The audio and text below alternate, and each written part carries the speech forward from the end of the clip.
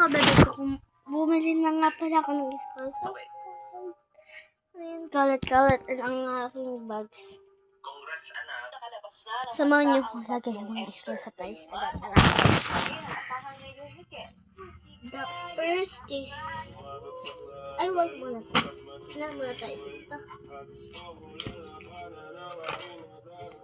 So, excited na ba kayo kung gusto? Ako, I don't know. Ito nga pa ito. Pero, bukas pa.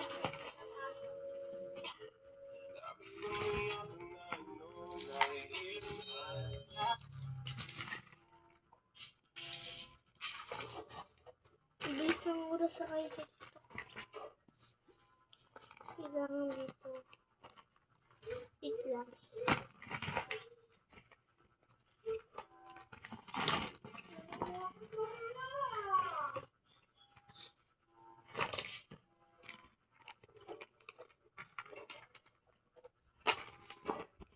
Imik pa no.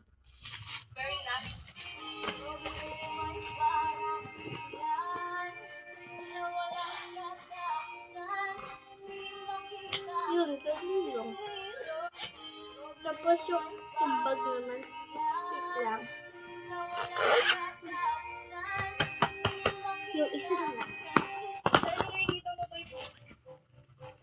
Ang laman, no? Ayan, no? Kape para may favorite kayo.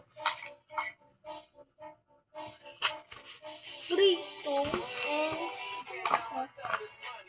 grade 3 kasi yung nakasuot sa isip ko. Akala ng mga tao, nakakapuso raw ang asong ito. Kasi bakit nga naman may kahoy na nakatali sa leeg nila, di ba? Pero ang totoo, may dahilan pala. Karamihan daw sa mga asong ito ay may bad habit. Kapag may nakitang tao, puto o sasakyan, bigla na lang hahabulin. At minsan, nauuwi pa sa aksidente. Nung una, mabibigat na bagay daw ang itinatali sa leeg nila para pigilan silang tumakbo. Pero nakakasakit yun sa mga aso. Kaya kalaunan, kahoy na lang ang ginamit na isinabit ng pala. Habang naglalakad sila, okay lang. Pero kapag biglang umarurong yung aso, tumatama yung kahoy sa harap ng paa nito. Kaya awkward siyang tumakbo at hindi makabuelo ng maayos. Ito pa'y nakakatawa.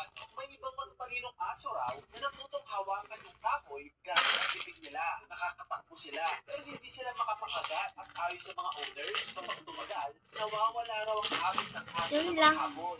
Akala ng mga tao, Bye-bye na guys.